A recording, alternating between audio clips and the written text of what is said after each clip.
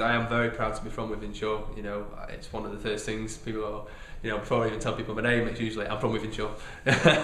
Because I mean, there's a pride thing, and then there's also addressing things that I read about Wythenshawe. I mean, I've read in recent years and months that it's the most violent part of Manchester, or it's one of the areas of Manchester where you're most likely to experience a violent crime. And I don't see that. I don't subscribe to that. I mean, obviously on paper it might be the case, but so there's a pride thing that comes into it there, that I sort of go out and say, yes, it does all these things I said about Wythenshawe, but I love Wythenshawe, and I do obviously talk about all the great things that are going on and stuff that I know about.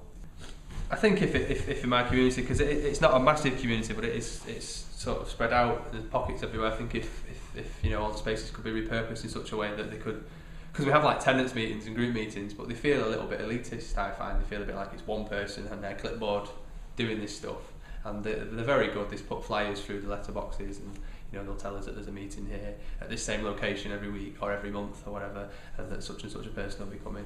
I think that's great, but I think it doesn't feel like a cooperative in the true sense. I feel like it's them, and then them just telling us what's going on, and then us then suggesting things, and then not really seeing any sort of tangible outcomes.